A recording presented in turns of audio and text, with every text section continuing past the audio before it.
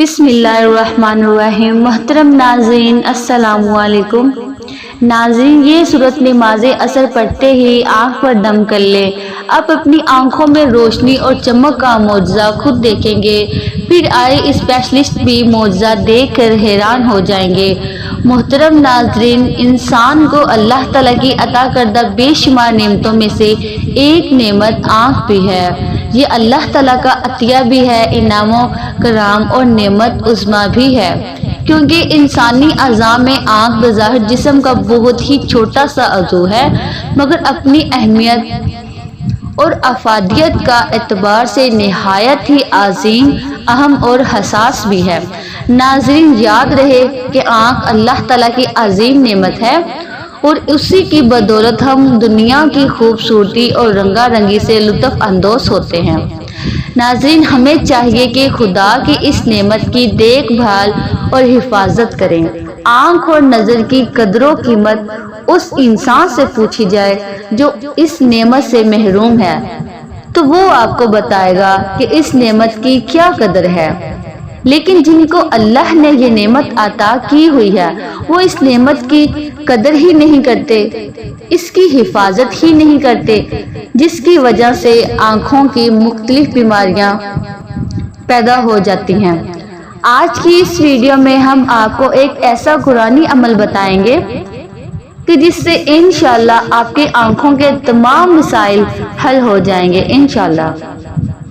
ناظرین، آپ کی آنکھوں میں ایسی چمک اور روشنی پیدا ہوگی کہ آپ خود حیران ہو جائیں گے۔ یہ عمل قرآن پاک کی ایک سورت کا عمل ہے جس کو آپ نے روزانہ عصر کی نماز کے بعد کرنا ہوگا۔ اس عمل کو کرنے کا مکمل طریقہ جاننے کے لیے آپ سے التماس ہے کہ ویڈیو کو آخر تک ضرور دیکھیے گا۔ فرمانے باری تعالیٰ ہے کہ اے لوگو، اپنے رب سے ڈرو جس نے تمہیں ایک جان سے پیدا کیا اور اسی میں سے اس کا جو جوڑا پیدا کیا، اور ان دونوں سے کثرت سے مرد و عورت پھیلا دیے۔ اس آیت میں فرمایا گیا ہے کہ اللہ تعالیٰ نے تمام انسانوں کو ایک جان یعنی حضرت آدم علیہ السلام سے پیدا کیا، اور ان کے وجود سے ان کا جوڑا یعنی حضرت حوا رضی اللہ تعالیٰ عنہ کو پیدا کیا۔ پھر انہی دونوں حضرات سے زمین میں نسل در نسل کثرت سے مرد و عورت کا سلسلہ جاری کیا۔ ناظرین، قرآن مجید میں انسان کی ابتدا، تخلیق کے مراحل اور انسانی نفسیات پر بہت شاندار کلام موجود ہے، اور کیوں نہ ہو کہ انسان کو خدا نے بنایا، اور بنانے والے سے زیادہ کون جان سکتا ہے اس حقیقت کو کہ اللہ تعالیٰ نے خود قرآن میں بیان فرمایا ہے کہ کیا جس نے پیدا کیا وہ نہیں جانتا، حالانکہ وہی ہر بار اور ہر باریکی جاننے والا بڑا خبردار ہے۔ ناظرین، قرآن پاک میں انسان کا خدا کی بارگاہ میں مقام، اس کی خوبیاں، خامیاں، مثبت و منفی پہلو، طاقت و کمزوری، نیز طاقت کے درست استعمال اور کمزوریوں سے نجات کے طریقے بڑے خوبصورت انداز میں بیان کیے گئے ہیں۔ اللہ تعالیٰ نے انسان کو دیگر مخلوقات سے معزز و مکرم بنایا ہے، چنانچہ قرآن پاک میں فرمایا، اور بے شک ہم نے اولاد آدم کو عزت دی اور انہیں خشکی اور تری میں سوار کیا، اور ان کو ستھری چیزوں سے رزق دیا، اور انہیں اپنی بہت سی مخلوق پر بہت سی برتری دی۔ مراد یہ ہے کہ انسان کو عقل، علم، قوت، گویائی، پاکیزہ صورت، معتدل قد و قامت عطا کیے گئے، جانوروں سے لے کر جہازوں تک کی سواریاں عطا فرمائی۔ نیز اللہ تعالیٰ نے اسے دنیا و آخرت سے سنوارنے کی تدبیریں سکھائی اور تمام چیزوں پر غلبہ عطا فرمایا، قوت تسخیر بخشی کہ آج انسان زمین اور اس سے نیچے یوں ہی ہواؤں بلکہ چاند تک رسائی اور مریخ تک کی معلومات حاصل کر چکا ہے۔ بحر و بر میں انسان نے اپنی فتوحات کے جھنڈے گاڑ دیے ہیں۔ یہ چند ایک مثالیں ہیں، ورنہ اس کے علاوہ لاکھوں چیزیں اولاد آدم کو عطا فرما کر اللہ تعالیٰ نے اسے عزت سے مشرف کیا ہے اور اسے بقیہ مخلوقات سے افضل بنایا ہے، حتیٰ کہ انسانوں میں افضل ترین ہستیاں یعنی انبیاء علیہ السلام تمام فرشتوں سے افضل ہیں اور نیک مسلمان عام فرشتوں سے افضل ہے۔ باطنی کمالات و فضائل کے ساتھ اللہ تعالیٰ نے انسان کو ظاہری شکل و صورت میں بھی ممتاز بنایا، چنانچہ فرمایا بے شک یقیناً ہم نے آدمی کو سب سے اچھی صورت میں پیدا کیا۔ ناظرین، یعنی ہم نے آدمی کو سب سے اچھی شکل و صورت میں پیدا کیا، اس کے اعضاء میں مناسبت رکھی، اسے جانوروں کی طرح جھکا ہوا نہیں بلکہ سیدھا قامت والا بنایا، اسے جانوروں کی طرح منہ سے پکڑ کر نہیں بلکہ اپنے ہاتھ سے پکڑ کر کھانے والا بنایا، اور اسے علم، فہم، عقل، تمیز اور باتیں کرنے کی صلاحیت سے نوازا۔ قرآن ہی سے معلوم ہوتا ہے کہ مقصود کائنات انسان ہے اور بقیہ کائنات کو خدا نے انسان کے کاموں میں لگایا ہوا ہے، حتیٰ کہ زمین میں جو کچھ پیدا کیا وہ سب انسانوں ہی کی خاطر پیدا کیا گیا۔ چنانچہ سورہ بقرہ میں بتایا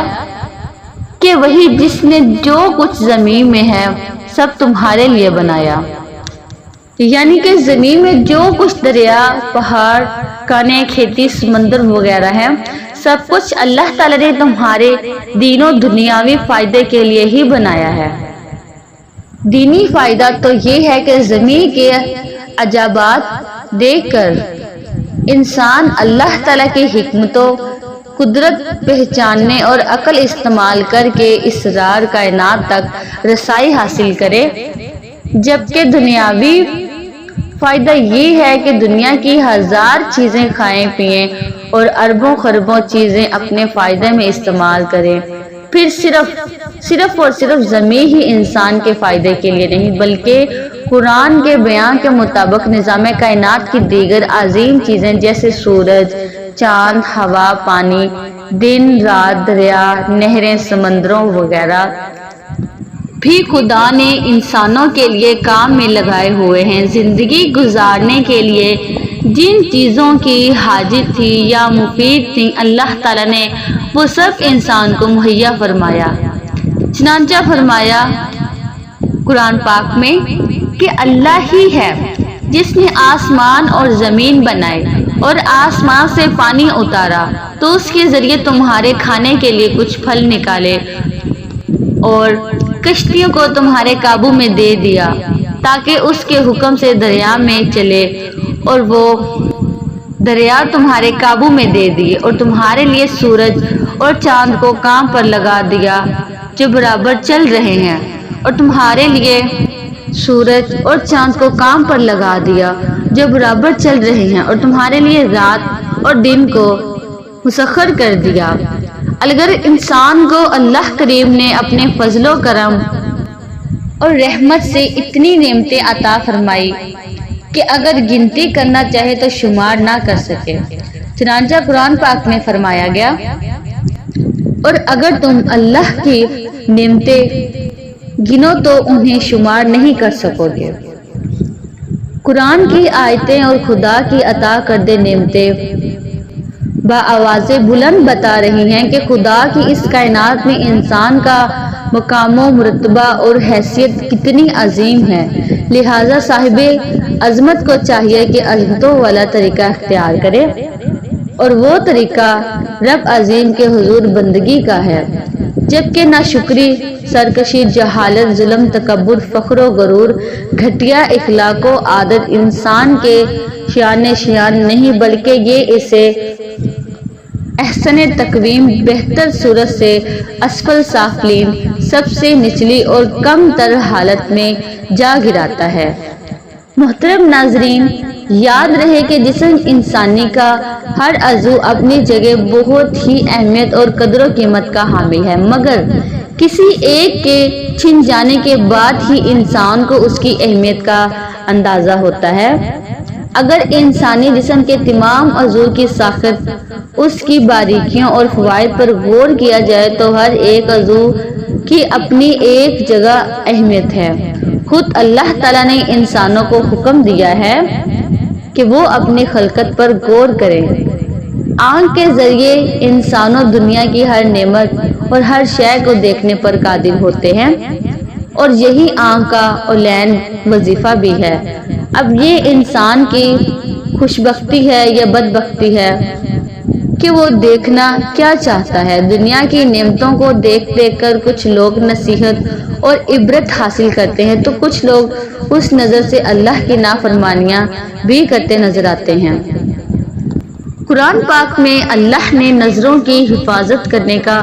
حکم دونوں یعنی مردوں اور عورتوں کو دیا ہے اور فرمایا ہے کہ اپنی نگاہوں کی حفاظت کرو، اپنی نگاہوں کو ہمیشہ نیچے رکھو تاکہ تم گناہوں سے بچ سکو۔ ناظرین، جن کی آنکھیں نہیں ہوتی وہ اکثر یہ آواز لگاتے ہیں، آنکھوں والو آنکھوں کی قدر کرو، اور آنکھوں والو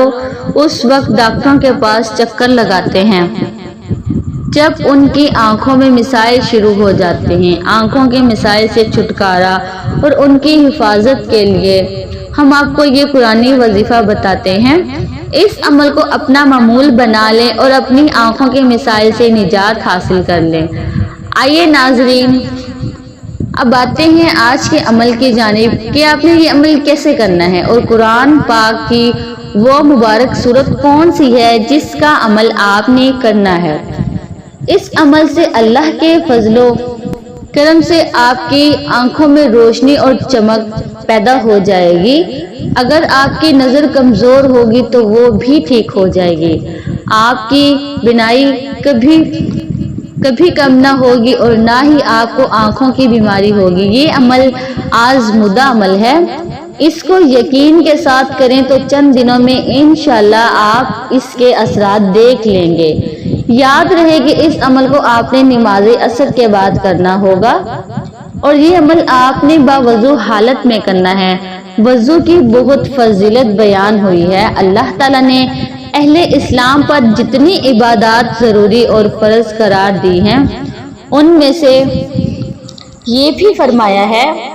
کہ اے ایمان والو، جب تم نماز ادا کرنے کا ارادہ کر کے اٹھو تو اپنے چہرے اور کہنیوں تک اپنے ہاتھ دھو لو اور اپنے سروں کا مسح کرو اور اپنے پاؤں بھی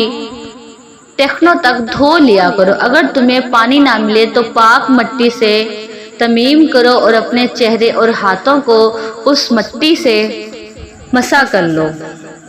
اللہ تم پر کوئی تنگی مسلط نہیں کرنا چاہتے، لیکن تمہیں پاک صاف کرنا چاہتے ہیں، اور یہ کہ تم پر اپنی نعمت کو ایسے طریقے پر مکمل کرے کہ مزید کی گنجائش نہ رہے تاکہ تم شکر گزار بنو۔ حضرت عمر بن ابسہ رضی اللہ تعالیٰ عنہ سے مروی ہے کہ میں نے اللہ کے نبی صلی اللہ علیہ وسلم سے عرض کی، اے اللہ کے نبی، مجھے وضو کے متعلق بتلائیں۔ آپ صلی اللہ علیہ وسلم نے فرمایا، جب تم میں سے کوئی شخص ثواب کی نیت سے وضو کرتا ہے، اس دوران جب کلی کرتا ہے، ناک میں پانی ڈالتا ہے، اسے اچھی طرح سے صاف کرتا ہے، ان اعمال کی وجہ سے اللہ تعالیٰ اس کے منہ اور نتنوں کے گناہ معاف فرما دیتے ہیں۔ اس کے بعد جب وہ اللہ کے حکم کے مطابق چہرہ دھوتا ہے تو داڑھی کے کناروں سے اس کے چہرے کے گناہ جڑ جاتے ہیں۔ اس کے بعد جب وہ کہنیوں سمیت بازو دھوتا ہے تو ہاتھوں کے پوروں سے وضو کے پانی کے ساتھ اس کے ہاتھوں کے گناہ جھڑ جاتے ہیں۔ پھر جب وہ سر کا مسح کرتا ہے تو بالوں کے سروں سے اس کے سر کے گناہ وضو کے پانی کے ساتھ ہی جھڑ جاتے ہیں۔ حضرت عبداللہ بن عمر رضی اللہ تعالیٰ عنہ سے مروی ہے کہ اللہ کے رسول صلی اللہ علیہ وسلم نے فرمایا، اپنے جسم کو حدث اصغر، حدث اکبر اور گناہوں سے پاک رکھو۔ جو شخص رات کو باوضو سوتا ہے، اس کے جسم کے ساتھ لگنے والے کپڑے میں ایک فرشتہ رات گزارتا ہے۔ جب یہ شخص نیند میں کروٹ بدلتا ہے تو فرشتہ اس شخص کے لیے اللہ تعالیٰ سے دعا کرتا ہے، عرض کرتا ہے کہ اے اللہ اپنے اس بندے کی بخشش فرما کیونکہ یہ رات کو پاک ہو کر سویا تھا۔ حضرت ابو ہریرہ رضی اللہ تعالیٰ عنہ سے مروی ہے کہ میں نے نبی کریم صلی اللہ علیہ وسلم کو یہ فرماتے ہوئے سنا کہ قیامت والے دن میری امت کے ان لوگوں کو جنہوں نے وضو کو سنت کے مطابق ادا کیا ہوگا تو اعضائے وضو کی چمک کی وجہ سے انہیں روشن چہرے والے کہہ کر بلایا جائے گا۔ اس لیے تم میں سے جو یہ چاہتا ہے کہ وہ اپنی چمک کو بڑھائے تو اسے سنت کے مطابق وضو کرنے کی پابندی کر کے اسے یہ فضیلت حاصل کرنی چاہیے۔ حضرت عمر بن خطاب رضی اللہ تعالیٰ عنہ سے روایت ہے کہ اللہ کے رسول صلی اللہ علیہ وسلم نے فرمایا، جو شخص وضو کرے اور سنت کے مطابق اچھی طرح وضو کرے پھر کلمہ شہادت پڑھ لے تو ایسے شخص کے لیے جنت کے 8 دروازے کھول دیے جاتے ہیں، اب اس کی مرضی وہ جس دروازے سے چاہے جنت میں داخل ہو جائے۔ مرد حضرات کے لیے ضروری ہے کہ وہ مسجد میں جماعت کے ساتھ نماز ادا کرے اور خواتین تو بظاہر گھر پر ہی نماز ادا کریں گے۔ عصر کی نماز کے بعد آپ نے سورہ نبا اما یتساءلون کو 3 مرتبہ پڑھنا ہے، جو کہ تیسرے پارے کی پہلی سورہ ہے، جو کہ زیادہ لمبی بھی نہیں ہے، 2 رکوع کی مختصر سی صورت ہے جس کو ایک بار پڑھنے میں مشکل سے 3 سے 4 منٹ لگتے ہیں۔ یہ اس لیے بتایا کہ ہم لوگ اکثر لمبے وظیفوں سے گھبراتے ہیں، حالانکہ علاج کے معاملے پر لاکھوں خرچ کر دیتے ہیں۔ اور یاد رہے کہ اس دوران آپ نے کسی سے کوئی گفتگو نہیں کرنی ہے۔ اس سورہ کو 3 مرتبہ پڑھ کر آپ نے اپنی انگلیوں کے پوروں پر دم کر کے ان انگلیوں کو آنکھوں پر پھیر لینا ہے۔ دوسرا طریقہ یہ ہے کہ اس سورہ کو 3 بار پڑھ کر عرق گلاب پر دم کریں اور اس عرق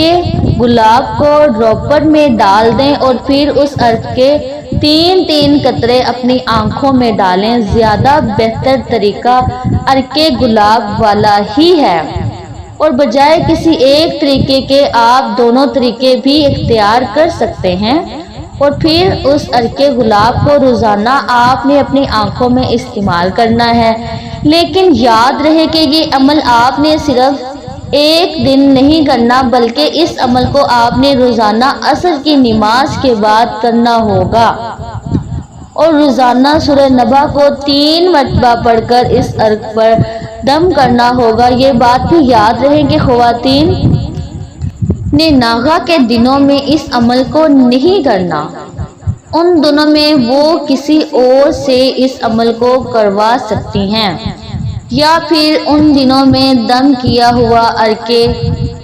گلاب استعمال کریں اور عمل کا ناغہ کر لیں، اور باقی دنوں میں اس عمل کو جاری رکھیں۔ جیسا کہ پہلے بھی بتایا گیا ہے کہ اس عمل سے ان لوگوں کو اللہ کے حکم سے فائدہ ہوگا جو کہ آنکھوں اور نظر کے مسائل کا شکار ہیں۔ مثلا اگر آپ کی نظر کمزور ہے، چاہے قریب کی ہو یا دور کی، اور آپ اپنے چشموں سے پریشان ہیں، تو آپ نے اس عمل کو ضرور کرنا ہے۔ انشاءاللہ آپ کو چشموں سے نجات مل جائے گی، اور شرطیہ آپ اس عمل کو یقین کے ساتھ اور مستقل مزاجی کے ساتھ کریں۔ جن لوگوں کی آنکھوں میں موتیا ہو یا کوئی اور بیماری ہو تو وہ بھی اس عمل کو کر سکتے ہیں، اس عمل سے استفادہ کر سکتے ہیں۔ یا پھر وہ لوگ جن کو صاف دکھائی نہیں دیتا، ان کی آنکھوں کے آگے دھندلا سا ہو جاتا ہے، یہ دن میں تو نظر آتا ہو لیکن رات کے وقت نظر نہ آتا ہو، تو ایسے خواتین و حضرات اس عمل کو لازمی کریں۔ جتنا یقین کامل کے ساتھ اور مستقل مزاجی کے ساتھ کریں گے، انشاءاللہ اتنی ہی جلدی آپ کو نتائج حاصل ہوں گے، آنکھوں کی ہر قسم کی بیماری دور ہو جائے گی اور آپ کی آنکھوں میں ایسی چمک اور روشنی اللہ تعالیٰ عطا فرمائے گا کہ آپ کو یقین نہ آئے گا کہ ناظرین آج کل آنکھوں اور نظر کے جتنے بھی مسائل ہیں وہ ٹی وی، کمپیوٹر اور موبائلز کی وجہ سے ہے۔ اسی لیے ماہرین چشم بھی الیکٹرانک آلات کو آنکھوں کے لیے مضر قرار دیتے ہیں، اور ان کا کہنا ہے کہ چھوٹے بچوں میں آنکھوں کی زیادہ تر بیماریاں کمپیوٹر، لیپ ٹاپ اور اسمارٹ فونز کی غیر ضروری استعمال سے ہوتی ہے، اور کمپیوٹر کا استعمال کرنے والے پیشہ ور لوگوں کو ماہرین کا یہ مشورہ ہے کہ وہ مستقل کئی گھنٹوں تک کمپیوٹر یا لیپ ٹاپ پر بیٹھنے سے گریز کریں اور وقفے وقفے سے اسکرین سے اپنے آپ کو دور رکھنے کی کوشش کریں تاکہ آنکھوں کے مسائل سے بچ سکیں۔ ہمیں چاہیے کہ اپنے بچوں کو ان آلات سے دور رکھیں، اور اگر ان کا استعمال کرائے بھی جائے تو ان کے لیے کچھ وقت مقرر کیا جائے، نہ کہ ہر وقت ان کو انہی آلات کے استعمال کی اجازت دی جائے۔ حضرت ابو ہریرہ رضی اللہ تعالیٰ عنہ سے روایت ہے کہ نبی کریم صلی اللہ علیہ وسلم نے ارشاد فرمایا کہ انسان پر صدقہ واجب ہے۔ اس طرح اور ایک اور جگہ آپ نے ارشاد فرمایا، تم میں سے جو آدمی بھی صبح کا سورج دیکھتا ہے اس کے ہر جوڑ پر صدقہ واجب ہو جاتا ہے۔ یعنی نبی کریم صلی اللہ علیہ وسلم کے ان ارشادات کی روشنی میں ہمیں یہ پتہ چلتا ہے کہ جیسے ہی ہم پر اگلا دن چڑھتا ہے ہمارے جتنے بھی جوڑ ہیں، یعنی ہمارے جسم میں 360 کے قریب جوڑ ہیں، ان تمام فرض کا صدقہ واجب ہو جاتا ہے۔ لیکن ہم میں سے کتنے ایسے لوگ ہیں جو کہ اپنے جسم پر واجب ہونے والے اس صدقے کو دیتے ہیں؟ ہم میں سے زیادہ تر لوگ تو تب ہی صدقہ دیتے ہیں جب ہم بیمار پڑتے ہیں یا ہم پر کوئی بڑی مصیبت نازل ہو جاتی ہے۔ اس سے پہلے تو صدقہ دینے کا نہ تو ہمارے ذہن میں کوئی تصور ہوتا ہے اور نہ ہی ہم میں سے زیادہ تر لوگ صدقہ دیتے ہیں، اور یہی وجہ ہے کہ ہماری زندگیوں میں اچانک سے مصیبتیں، پریشانیاں اور تنگی آ جاتی ہیں، اور ہمیں سمجھ نہیں آ رہا ہوتا کہ ہم زندگی میں ایسی کون سی غلطی کر رہے ہیں جس کی وجہ سے ہماری زندگی میں مسئلے اور پریشانیاں بڑھتی جا رہی ہیں، ہم پر بلائیں نازل ہو رہی ہیں، ہم پر رزق کی تنگی ہو رہی ہے اور ہم مسلسل پریشان ہو رہے ہیں اور ٹینشنوں کے بوجھ کے نیچے دبتے چلے جاتے ہیں۔ اصل میں وہ وجہ یہ ہوتی ہے صدقہ کا ناغہ، صدقے کا نہ دینا۔ اس سے پہلے کہ میں آپ کو ان 3 صدقوں کے بارے میں بتاؤں جن میں سے آپ نے صدقہ دینا شروع کر دینا ہے، جس کے بعد رزق اور دولت کے مسائل آپ پر سے ختم ہو جائیں گے، دولت اور پیسے کی آپ پر بارش ہوا کرے گی، آپ کے گھر میں رزق اور دولت آنا شروع ہو جائے گی، اور جتنی بھی پریشانیاں، مسئلے، بے برکتیاں اور بیماریاں ہیں، ان تمام چیزوں کا آپ کے گھر سے خاتمہ ہو جائے گا۔ لیکن اس سے پہلے اسلامی تعلیمات کی روشنی میں آپ کو صدقے کے بارے میں چند باتیں بتاتے چلیں جن کا جاننا آپ کے لیے بہت ضروری ہے، تاکہ آپ کو پتہ ہو کہ صدقہ ہوتا کیا ہے اور صدقہ کیوں دیا جاتا ہے اور دینے کے فائدے کیا ہیں۔ اسلامی تعلیمات اور نبی کریم صلی اللہ علیہ وسلم کے مختلف ارشادات کی روشنی میں ہمیں یہ پتہ چلتا ہے کہ آسمان سے بلائیں نازل کی جاتی ہیں، یہ بلائیں اپنے ساتھ مختلف بیماریاں، مصیبتیں اور پریشانیاں لے کر آتی ہیں۔ کوئی بلا اپنے ساتھ بیماری لاتی ہے تو کوئی حادثہ، تو کوئی رزق کی تنگی، لیکن صدقہ کرنا ہمیں نہ صرف ان بلاؤں سے بچاتا ہے بلکہ غربت اور پریشانیوں سے بھی بچاتا ہے۔ صدقے کی وجہ سے ہمارے رزق اور دولت میں اضافہ ہوتا ہے اور گھر میں برکت ہوتی ہے۔ اس کے علاوہ ہمیں یہ بھی پتہ چلتا ہے کہ صرف مال خرچ کر کے ہی صدقہ نہیں دیا جاتا، بلکہ آپ کسی کو سلام کرنے میں پہل کرتے ہیں تو یہ بھی صدقہ ہے، پانی پلانا بھی صدقہ ہے۔ اسی طرح صدقہ دینے کے بہت سارے طریقے ہیں، جیسا کہ 2 آدمیوں کے درمیان صلح کروا دینا، کسی کو سواری پر چڑھنے میں مدد کرنا، کسی کو اچھی بات بتانا،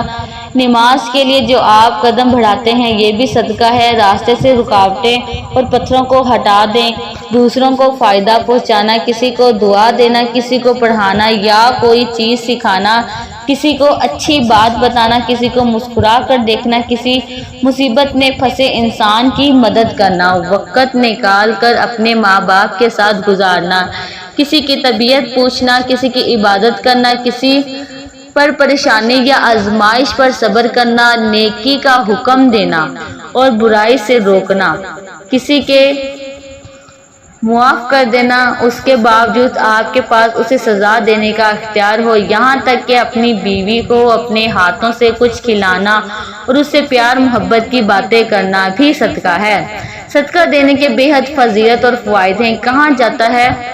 کہ بے شک مومن قیامت تک اپنے صدقے کے سائے میں ہوگا۔ مسلمان ہونے کے ناطے یہ